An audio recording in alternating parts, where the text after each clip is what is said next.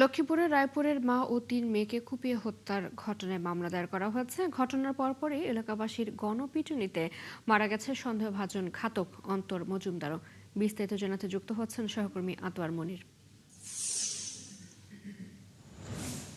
মনির, মামলায় কাদের আসামি করা হয়েছে এবং হত্যাকাণ্ডের বিষয়ে পুলিশ কি বলছে সব মিলিয়ে জানাবেন।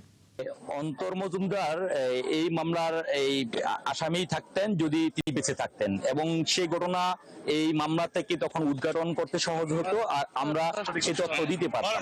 ইতিমধ্যে অন্তর মজুমদার এই নাশকতা অর্থাৎ যে 4টি প্রাণ অর্থাৎ একই পরিবারের মা সহ 3 মেয়েকে নির্মমভাবে নৃশংসভাবে কুপিয়ে হত্যার পর তারা মারা যায়। সেই ঘটনার পর অন্তর মজুমদারও পালিয়ে যেতে চেষ্টা করেছিলেন। স্থানীয় লোকজন সেক্ষেত্রে অন্তর মজুমদারকে আটক করে। আটক করার পরে ঠিক এই বাড়ি থেকে এই পিছন দিক দিয়ে নামার পরেই অন্তর মজুমদারকে লোকজন আটক করে, পরবর্তীতে গণপিটুনি দেয়।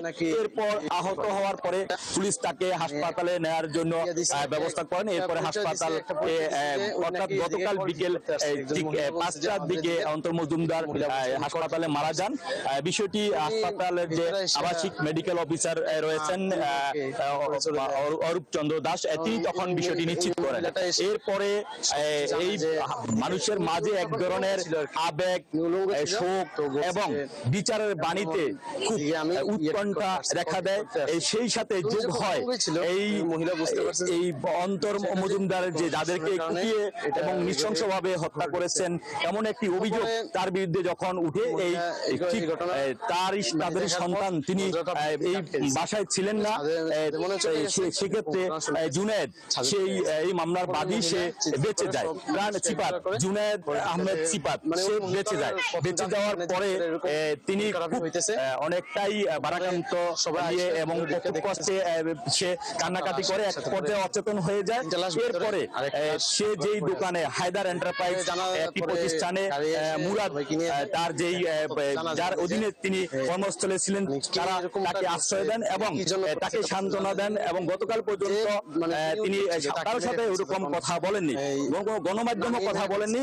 এরপরে যখন আজকে ঠিক 12টার পরে যখন সে বাদী হয়ে থানায় এজাহার দাখিল করেন, এরপর মামলাটি রুজু করেন।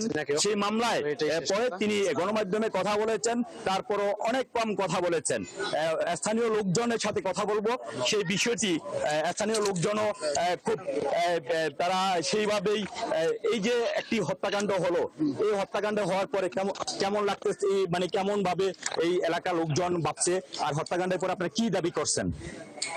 আসলে হত্যাকাণ্ড ঘটার পরে এলাকায় আতঙ্ক বিরাজ করছে। এই এরপরে পুলিশ কালকে 11টার দিকে এই বিল্ডিং এর পিছনে হত্যাকারী ওই যে চিপের মধ্যে ছিল, ওখান থেকে পুলিশ উদ্ধার করার চেষ্টা করছে। আপনারা কি দাবি জানাচ্ছেন, এখন কি চাচ্ছেন আপনারা? এখন হচ্ছে ও যেন এই মামলা সুষ্ঠু তদন্ত করে দ্রুত বিচারের কার্যক্রম। বিচারটা কাদের নিয়ে হবে বা কার জন্য চাচ্ছেন? বিচারটা হচ্ছে সিফাত, ওর ছেলে আছে, উনি হয়তো বাদী সম্ভবত আবু মুচা মোহন, তিনি বুঝাতে চেষ্টা করেছিলেন। আমরা শুনছিলাম আতর মনির আপনার কাছ থেকে, আপনি আছেন সেখানে নিশ্চয়ই, পরবর্তীতে আবারও যুক্ত হব, জেনে নেব খবরাখবর। দর্শক, লক্ষ্মীপুর থেকে যুক্ত ছিলেন আমাদের সহকর্মী আতর মনির।